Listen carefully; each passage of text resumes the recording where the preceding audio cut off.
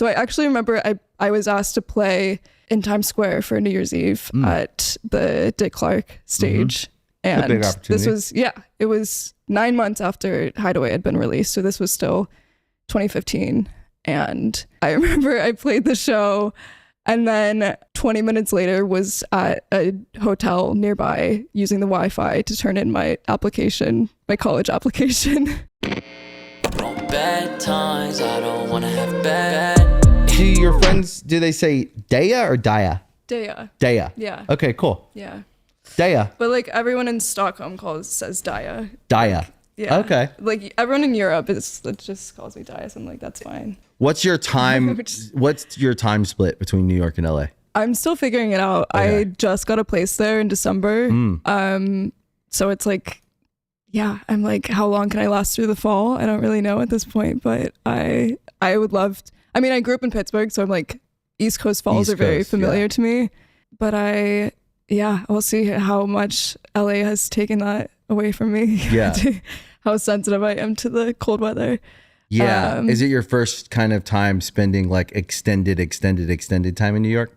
Like living there? I've always visited. My family has lived there, and like my sisters have lived there over the past few years. But it was always my dream to have roots there, and I've been here for 8 years now, and I feel like, which is like a lifetime. Yeah, so long. And I was just like, I feel like I should live some of my 20s in New York. This is what your 20s is for. Yeah, exactly. Like go live places. Yeah. So this is like the first like more permanent move. That's great. But, yeah. Congrats. Thanks. You happy? Yeah, I love it. Good. Yeah, it's great. And now, do you still have a place here? I do, yeah. Okay. Yeah. It's good to be bi-coastal. Yeah, I'm sure you have at some point. Yeah. Yeah. Yeah. And my brother lives in New York right now, and who's my best friend, Ben. She's like, we're twins, and they have a place there though. So his wife is making a movie, so they're there until January, which is cool. We miss each other, but they love New York and they have a place and they like love their life there. And so they love when they have an excuse to be in New York, but they generally live in California. Okay. Unless something, they need to be in New York. Right. But she's there now making this movie. So like they're there for like 4 or 5 months and he loves it. He's loving it. Yeah. So it's his first time, his first like extended stay there. More than like a month. Yeah. Usually they would do a month there, come back, so like it's cool. It's cool to see that. Yeah. Yeah, New York's cool. I love the pacing of it. I love the energy. It just feels like you walk out the door, there's so many things to do, so many people walking around. Yeah. I lived there when I was 21. Okay, yeah. But not for long. Like the better part of a year, I bought a place and like was all about it. Yeah. And then ended up in California and then ended up meeting my wife when I was going to go back to New York. And then I met her and I was like, I'll hang around. Mm-hmm. And then I ended up staying because obviously we had kids and stuff. So we stayed. Yeah. But we love New York. I actually think we are talking about like our kids are teenagers. So like as soon as they're like out in the world, like maybe we go to New York for like and live there half the time. That'd be cool. Sick. Yeah. Yeah. Good vibes. And right now, especially. It's a good balance for me so far. It's like, I also have like a new appreciation for LA when I come back. I'm like, yes. Oh, this is what I'm supposed to come here and like relax. Yes. And just have space and like be surrounded by nature and like those parts of it I feel like really jump. I took them for granted probably too much when I was just living here before. Yeah, we all do. Yeah. But also LA's been through some weird times too. So like, yeah, it's good to get out and like come back to it and remember why you liked it. It's true. Yeah. Yeah. That's good. Good for you. Yeah. Do you want to talk about your new record? I would love to. Because it's release week. Congratulations. Thank you. How do you feel? I feel great. I feel like it's exactly what it needs to be. And I'm exactly where I need to be right now in my career. And it just feels like the perfect timing. And yeah, it feels really good. How long did you work on the record? The oldest song on the album is probably like early 2022. Oh, wow. So yeah. But most of it was made within the last 2 years. Okay. Yeah. This wasn't really an album that I like set out with this idea in mind and kind of made it that way. It was me like combing through songs that I've written over That the you last never got to 3 really years. finish. Yeah, that I never got to finish, that I always felt like had something. And Yeah, you could love be- them. Yeah. And then like, I feel like it was kind of incredible to see them all like come together in this very cohesive way, even though they weren't written as to be part of like a larger whole when I was working on it. I think that's cool. Yeah. Not many people get a chance to do that. It is cool. And I feel like it also gave me freedom as I was writing it, because I wasn't like, this has to be sound this way or tie into these other songs. Like it was Each just songs that I song- loved that kind of represented like a point of time in my life. And then later just like stood the test of time. And Each song felt important and special to you for some reason. yeah, And then you were like, I'm going to finish that one. yeah, exactly. Yeah. And then when I was finishing it, like I would bring in some producers from the other songs to kind of like help with everything feeling more connected. Cohesive. Yeah. So that's been the last 4 or so months, was like putting the final touches on it and kind of having everyone who's part of the project like listen to the other stuff and make it all work together. That's cool. Yeah. That's a cool way to work. Yeah. It wasn't really like intentionally that way. Right. I think it just kind of happened that way. And I think I reached a point where I've been releasing like singles and EPs for the last like 9 years total since my first album. Yeah. And so yeah, in that in between period, I've been releasing projects still, but it just didn't feel like I was fully ready to like put a full body of work together in an album sense. And yeah. It's interesting though, because when I look at your career, it's interesting because and I say this with like as a compliment, you're so young to have accomplished what you've accomplished. Do you know what I mean? Yeah. So like, Thanks. and you probably feel old because of what you've accomplished and what you've had to do to accomplish that. There is this like lived experience that we have from when you're 16 trying to make it. You don't feel like you're any younger or older than anyone else that you look out there and you see and you go, no, I want to do that. I don't fucking care how old I am. Yeah. I feel like I can do that. And then you do it. Yeah. And you say you win a Grammy or you have a platinum song or you have whatever experience of success that we could measure the success of something, because we do have to measure it somehow. Right. Doesn't mean that a song that wasn't platinum isn't more important to you than one that was, because it could mean something more to you and it could be a different kind of success, which I believe in. But if we looked at you on paper and said, this is what she's accomplished, people are going to point out this award, the amount of sales or streams or whatever, and you've done a lot and you've maintained a large audience, right? When you do that from a young age to now where you're still young, you can sometimes feel old Yeah. because of the experience. Yeah. You know what I mean? Totally. And also people don't treat you like a 16-year-old Yeah. when you're starting out. They're like, oh, you're 25, just like everyone. Because you It's have just- to be mature to be in those rooms and be in those Yeah. places. And it's like playing in the league. Yeah. Like when you get that opportunity, whether you're 16 or 18, you're not on the kiddie stage. You are on the adult. You're in the fucking world. Yeah. You're talking to You're on adults. They're varsity. telling you Yeah. stuff. You grow up real fast and you have to be real serious to stay in. Yeah. You could have had a hit at 16, 17, 18 and be gone by now because you couldn't handle it. So you're like, I'm just going to go over and do these drugs and zonk out because, and pretend I'm partying, but really I just can't handle this. This is too much. Yeah. It takes a certain person. This is why I would bet on you long term, Oh, thanks. because not only are you talented, because I know I've seen your like musical abilities out there. Like you play stuff, you play instruments, Thank you you. write songs, Yeah. you have a presence, right? You make compelling art, videos, pictures. You can go on stage. You can sing top line on someone else's song. You can do a lot of things. Thanks. And you may early on get pigeonholed for a little bit to a big song or some moment, right? If you just stay the course as an artist and trust your feeling, trust your excitement, trust your joy, trust your creative force, Yeah. you can outlive good and bad, right? Like any moment that you think is bigger than what you want people, like that happens to all of us. You just have to just continue to go back to the core of you, which is I want to make art and like that makes me excited. I don't know why, but I like that. Or like that feeling of when you get excited. Right. That is like what I feel when I look through your like catalog. Yeah. And I think that like at a young age, you get thrown into this business and you have some success. And then it's almost like you're wrestling two things. You're wrestling the success to stay alive in it and stay yourself in it. And you're wrestling with the dream that you're still climbing this mountain. That's your dream. Like I want to be an artist that makes classic music and and sing for people and be happy. Totally. You know? Yeah.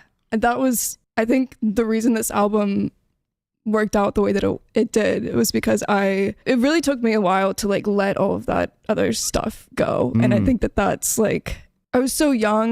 My brain wasn't fully developed when all of this stuff was happening. And so I think I was like, oh, people like this for me. Like let's just keep doing that. Or I have to give them something that they're expecting from me. And that was kind of the narrative that I had in my head for a long time. Even though I was like, when I was younger, I played a bunch of instruments and I listened to so much different stuff. And I wouldn't say like my end goal was to be a pop singer. Even though You're that a good kind of pop singer, thank though. you. So maybe it comes easy. But I think like the musical part of it was so interesting to me, and I loved writing, and I wanted to write my own songs. And I guess the trajectory that it all took, like I was just in these rooms and then people weren't really expecting me to write. And it was just, I was kind of like, just felt like this thing.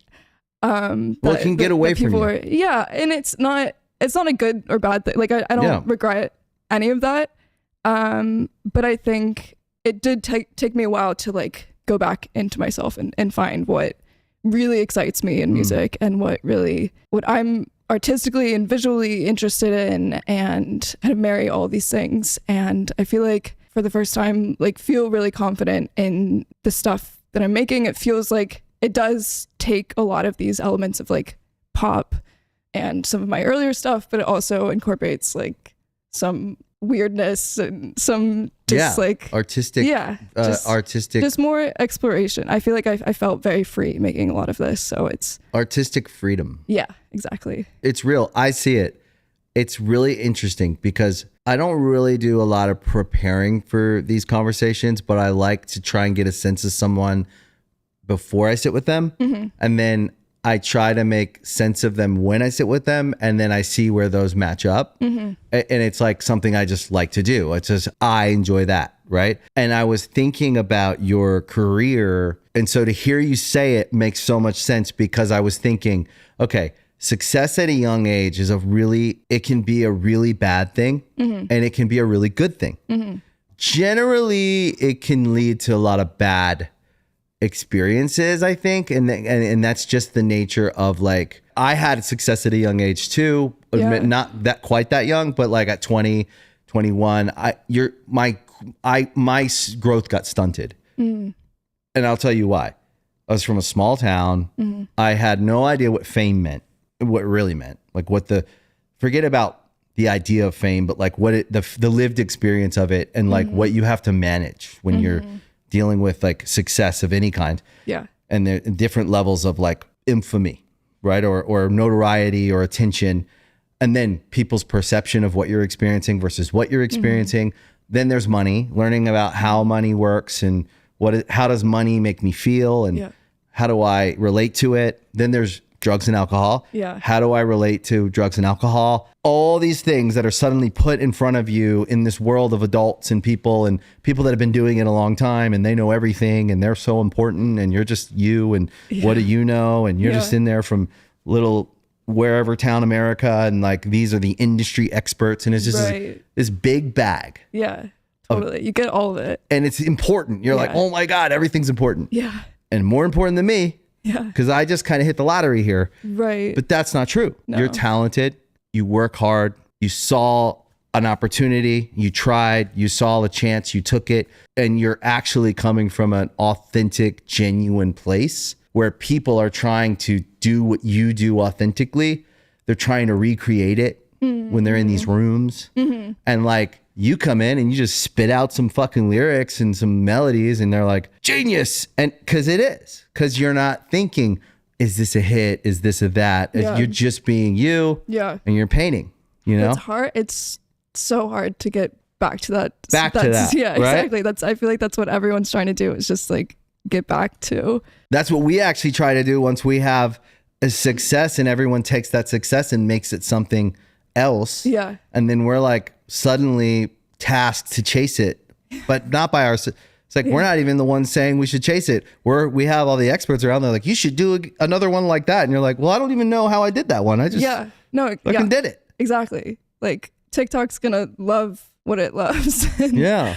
It's just always so random. You can't predict that stuff. But I say that to say that, and now when I sit with you and I get a sense of you, I go, oh, I would bet on that person, because I see talent in what you do out in the world.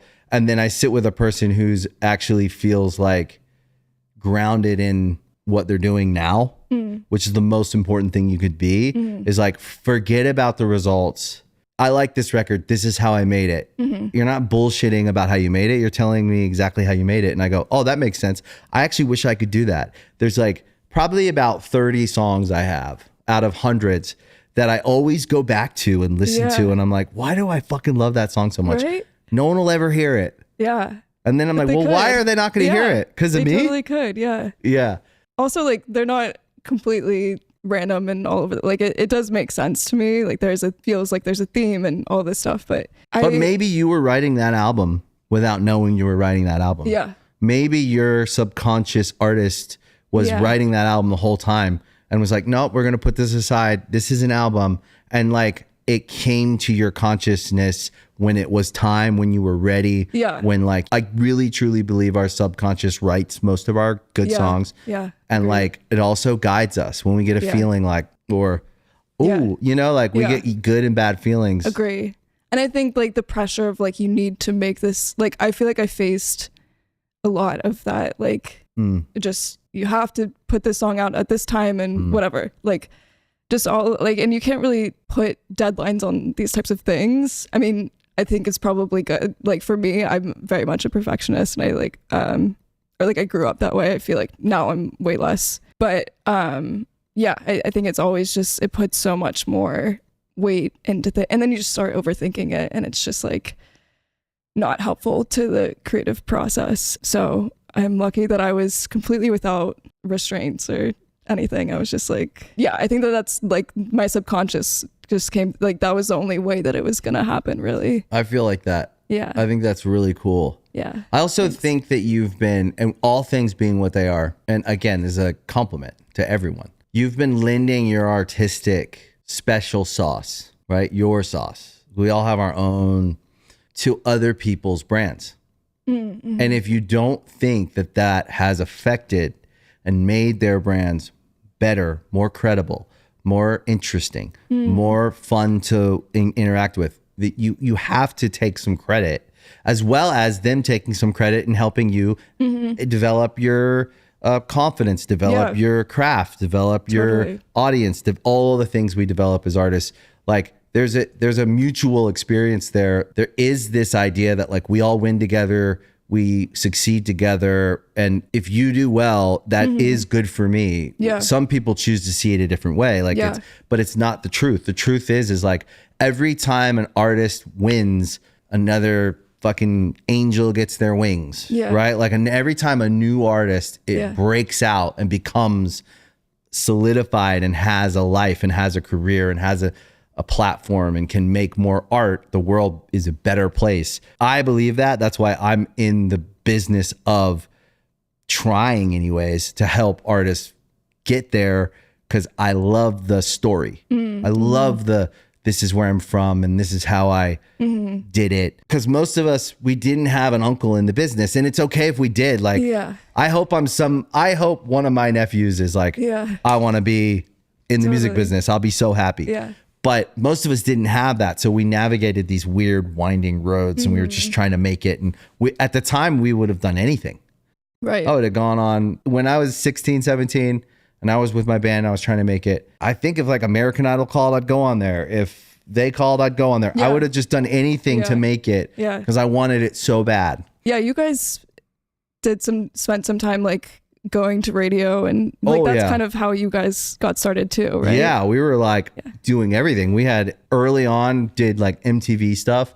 So back when like TRL was a thing and it was like the MTV days, cable TV, we were like on our first record. By the end of the first record, some guy at MTV was like, you guys are cool. We should give you a late night show. We did this like weird late night video show. We just like played music videos. Oh, that's cool. It was a good experience. It wasn't very big, but like it was a great experience. But also it got us in the MTV ecosystem of like, they played our videos a little bit more and then we were on TRL and then like that was a huge part of how we had success.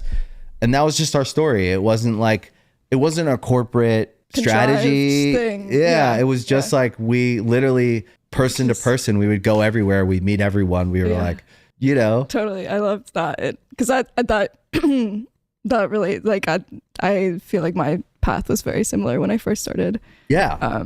Just like going to radio stations and begging them to play my song and doing all the interviews and like being like really nice. Yeah. Because sometimes, you know, like most of them are nice, but every now and then you're like someone who is like just maybe it's character. I don't know. Maybe it's like integrity. I don't know. You're going to end up running into people that lack integrity or respect or character. Yeah.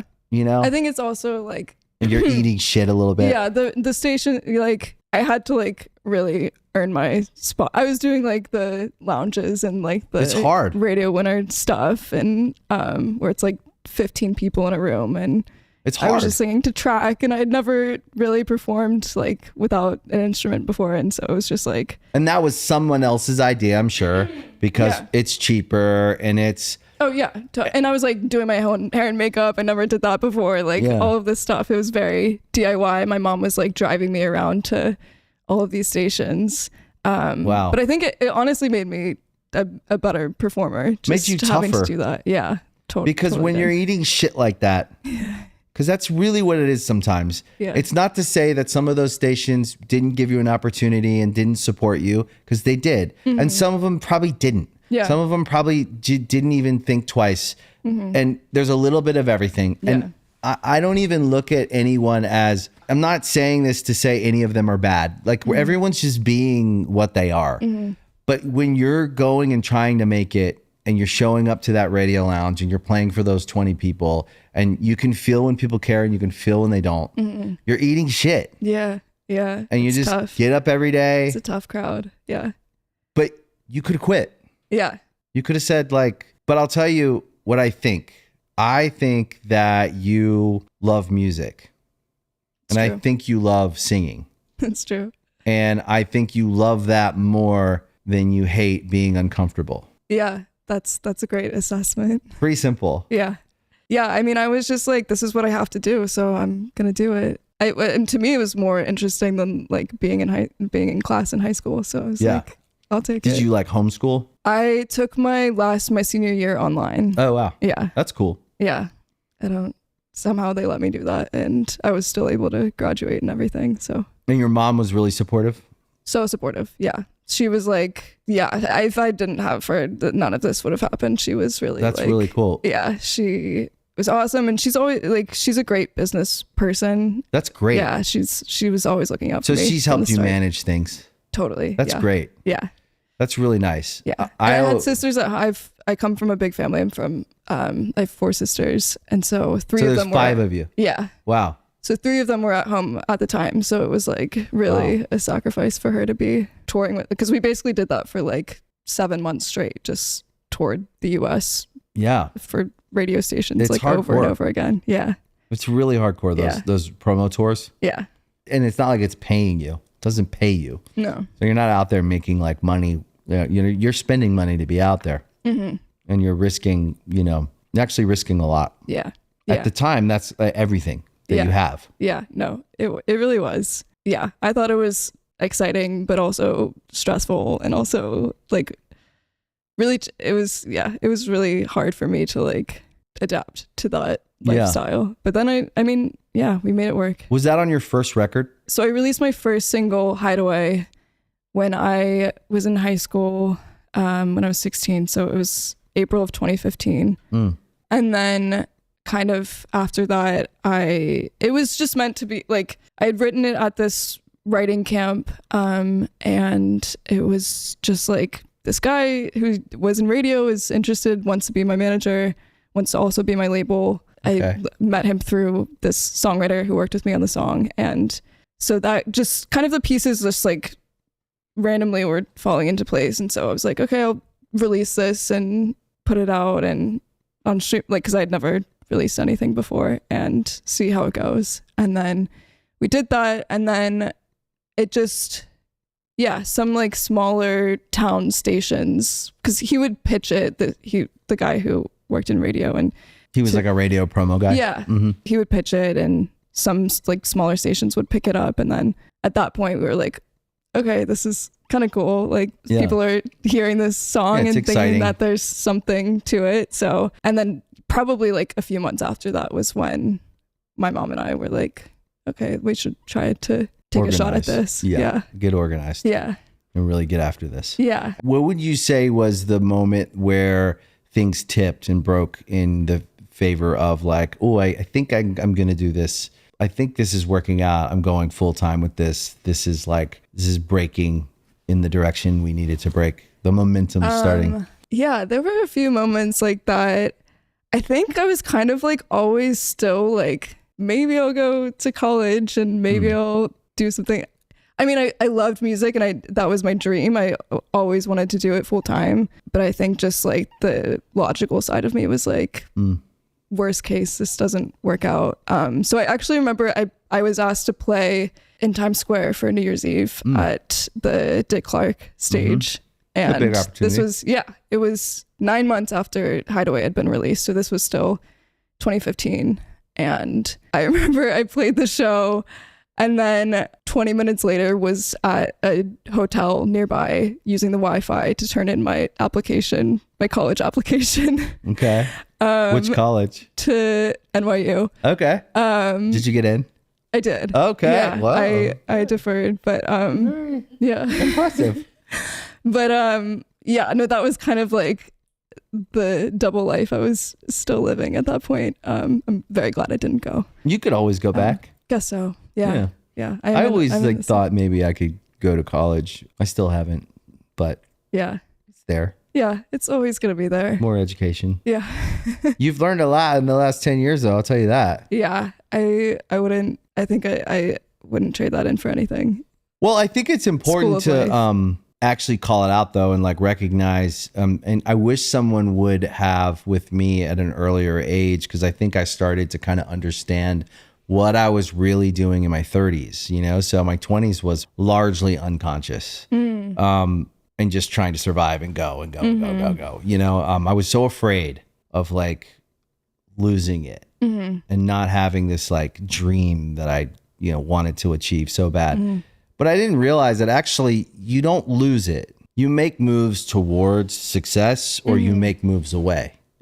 Right. And there's like things we could call moves away, which are like bad habits or, bad behavior or all kinds of things. And then there's moves towards success, which is putting out music, promoting your music, taking opportunities versus overcomplicating them and making them go away. You know what I mean? Right. So there's like behavioral patterns, right? But what you've done in the last 10 years, if you step back, you could say, I have a master's degree in likely like 3 or 4 categories. In business, truly. Building a business, building a brand. Yeah.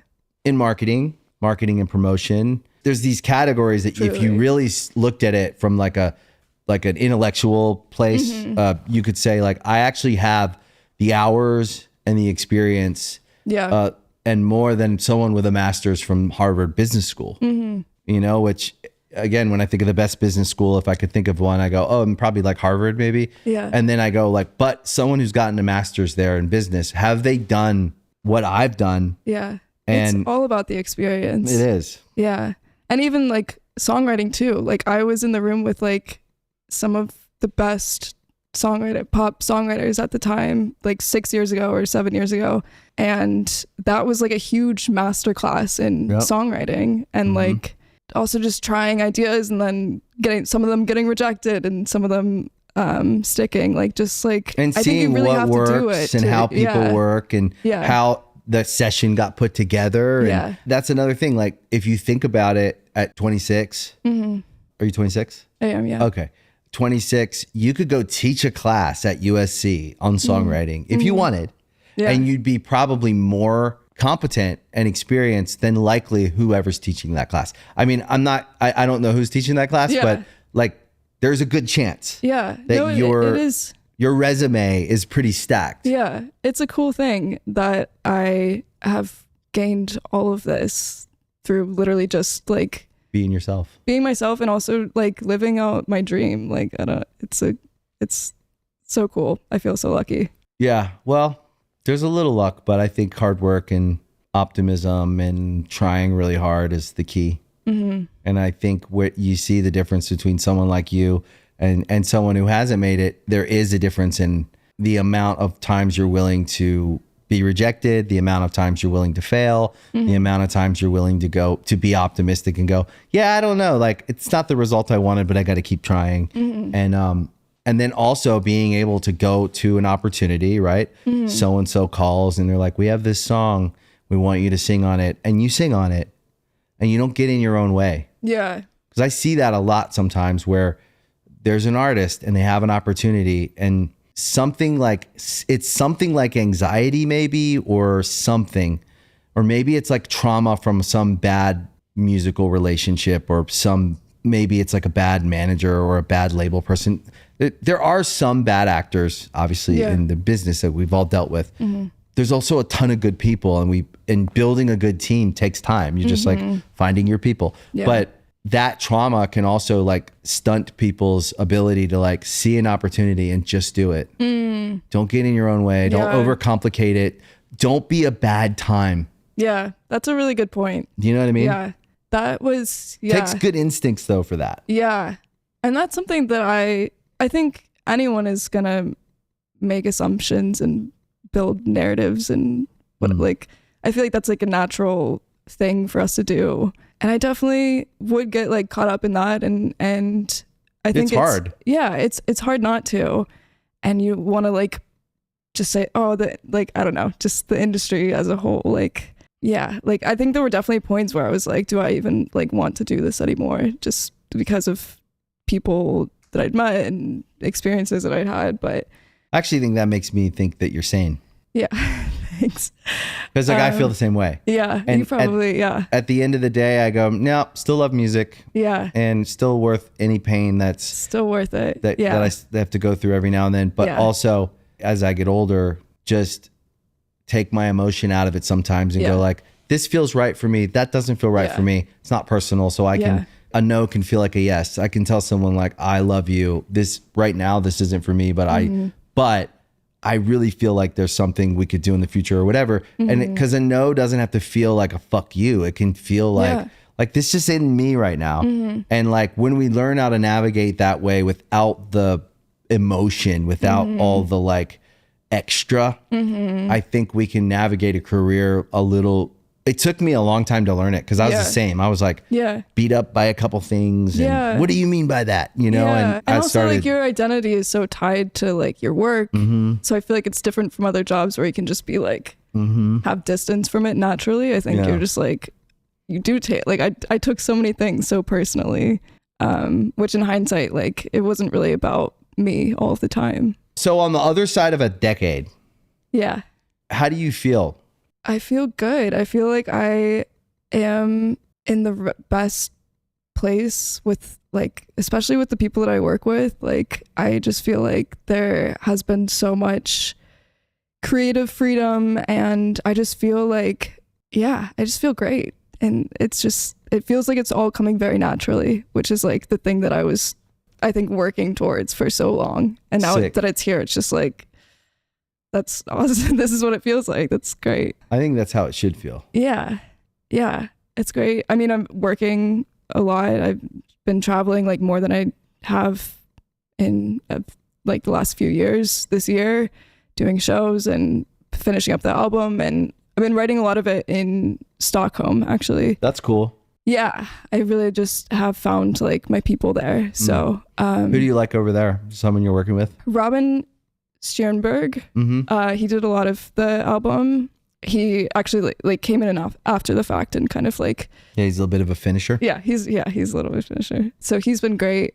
And then this guy Sebastian Fuhrer, we've done a few things together, and he's amazing. I feel like there's so much talent over there. It's awesome. Cool to be in Europe too. Yeah, different vibe. Yeah, it's a good vibe. They have a good sense of like work and play there. I feel like when they're off, they're like pretty much the whole summer they are just like, see ya. Yeah. And they go to the like summer good houses. Balance, and yeah. Like, we're going to the lake for 2 months. Yeah. And you're like, okay. Yeah, it's great. Cool.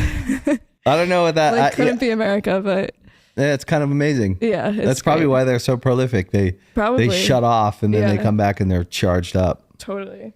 I think that's what happens. So that's been great. Are you going to tour with this record? I hope to. I haven't actually done like a proper tour since my first album, which I was 17 when I toured it. So that would have been, almost 9 years ago. And yeah, I think like since then I've been doing a lot of like one-off shows and like festivals and stuff like that. Yeah. Stuff. So I think it'll be an adjustment, but well, you got to build it. Yeah. It's and like, I would love to have like my audience again, because I feel like all of these other dates are kind of like college shows and it's a very diverse audiences, which is really fun. But I think it would be really nice to have a sense of like community within my own audience.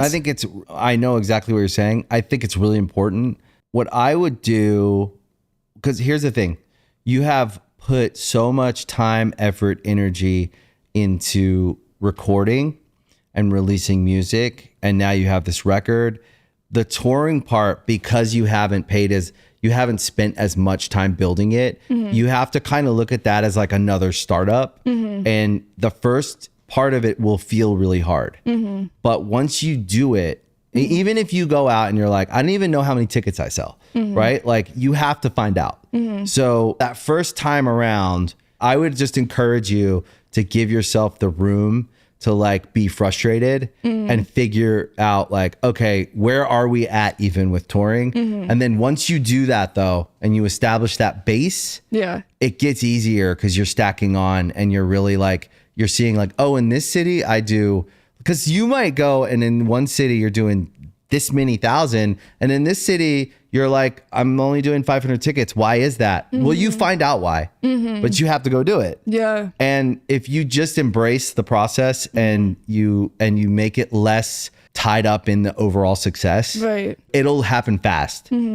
Where I see people that have, and I mean this in like I don't know how I'm trying to say it, but like uneven levels of success in different areas, right?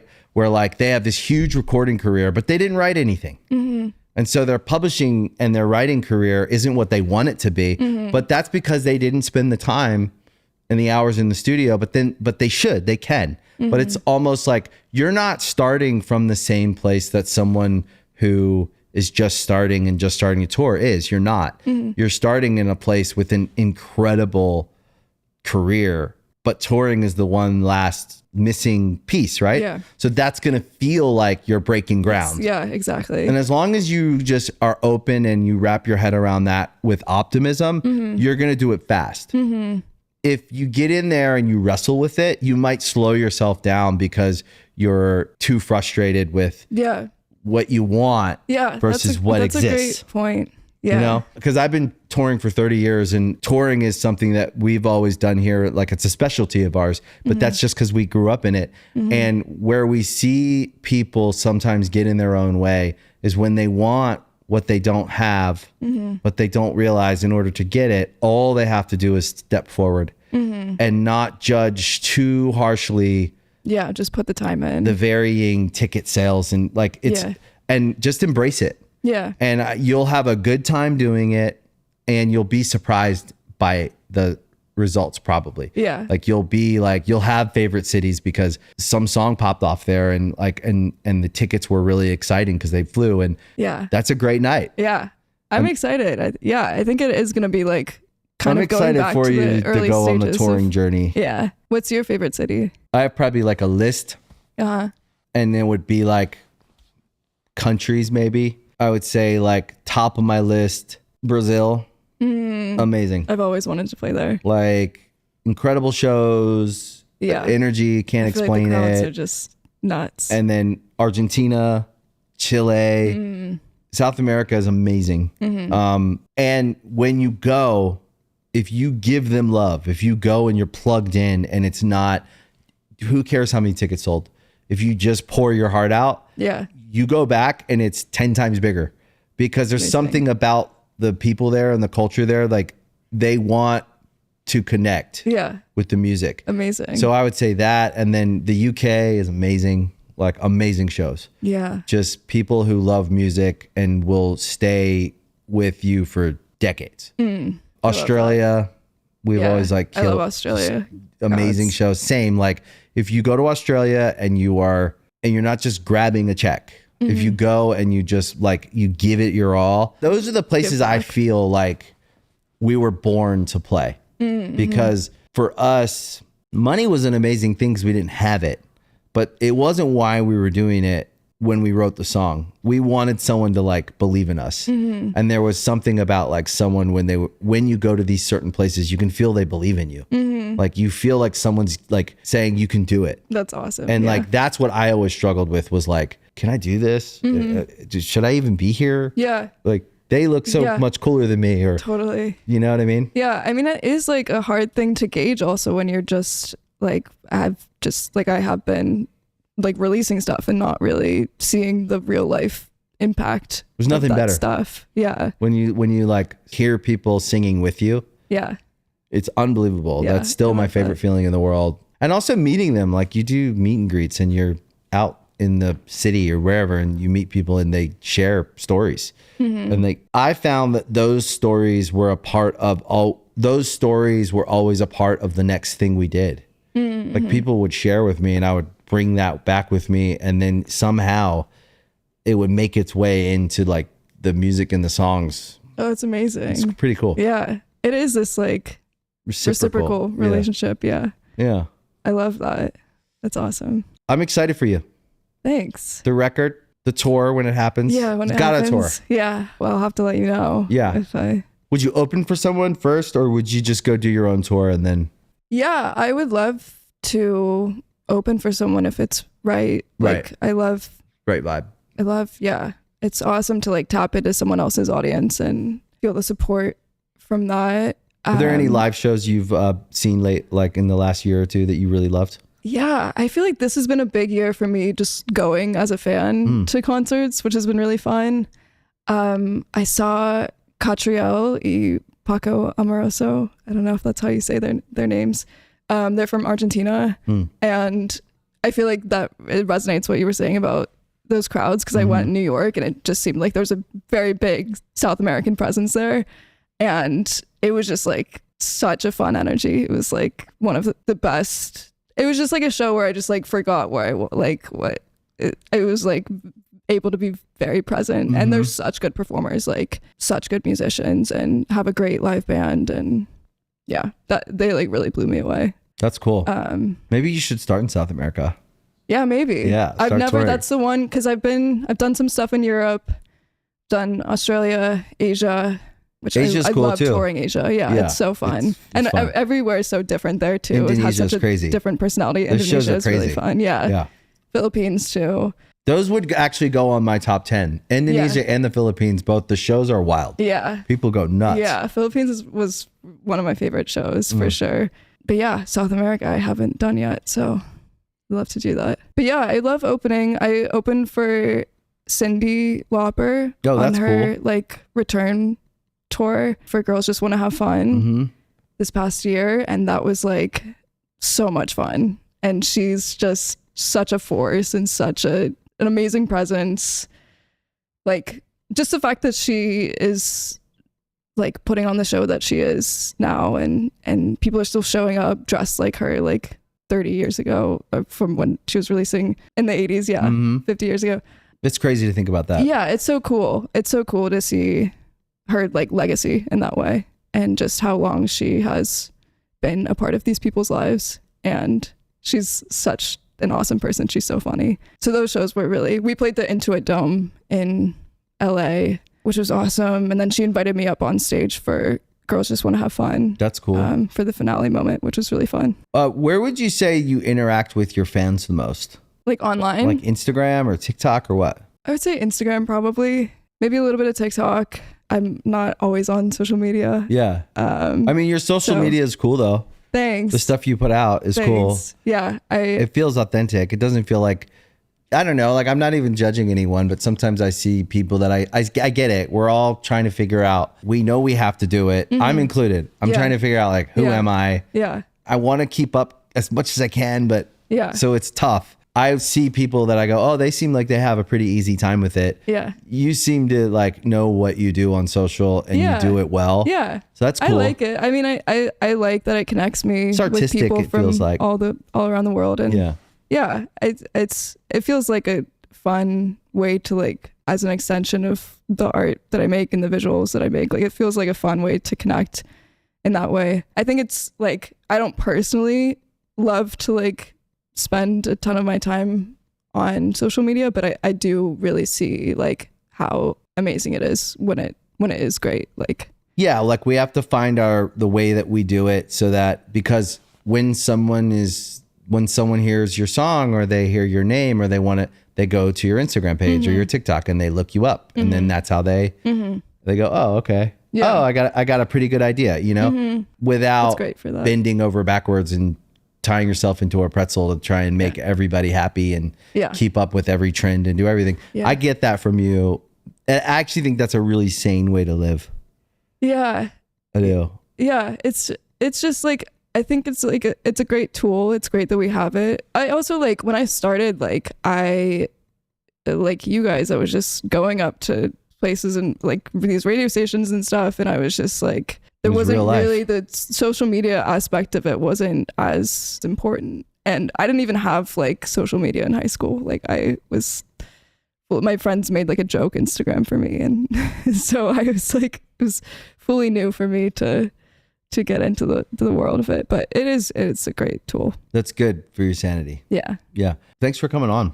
Thank you so much for having me. I'm very impressed. Yeah, this is great. You've accomplished a lot. I hope that you stop and take it in and hold it. And I'm sure you do. But if you haven't heard it from anyone, it's such a vast landscape that we're in with so many artists and so much going on. And it's very fast moving. Mm-hmm. But what you've accomplished is really hard to do. And I know the hours. I know I can feel it. Yeah. And your resume, if we just put it on the table and read it, right? Anybody that has that resume had to put the hours and the all the good and the bad and and everything in between. I hope that you feel as accomplished as you are. Thank you. And I hope that the next 10 years, I think you're really going to do a lot of damage. You're going to fuck shit up if you just continue to like do exactly what you're doing, which is be yourself, lean into how you feel, and keep singing and making songs you love. And I love to see people succeed. And I love it when I get to sit with someone and I get to put the two together, because you have really such an accomplished career. Thank you. At a young age. Thank you. And I think it's going to be exciting to watch you over the next 10 years. I hope you come back on the next record or whenever, like you're launching something. This was so much fun. Thank you so much for having me. Yeah, or when you launch the tour or whatever, anytime you want to come back. But I'm excited to see what like the next few years are. Thank you so much. That means so much coming from you. Thank you. Thank you. Yeah. Well, congrats on the album, and I can't wait to see the tour dates go up. Yeah, I will definitely let you know. Yeah. And I would love to come back anytime. Yeah, please. Yeah. Thanks. All right. Thank you for listening to Artist Friendly. We really appreciate it. If you like the show, you can also follow us on Spotify. You can follow us on Instagram at artist.friendly. And you can watch us on YouTube and Veeps. Leave comments. I always read them. See you next time. Thank you for watching Artist Friendly. If you like this episode, please make sure you hit the like button, you follow the channel, and please share it with your friends. We appreciate the support. That is why this show exists, because you listen to it. Thank you guys. We'll see you next time.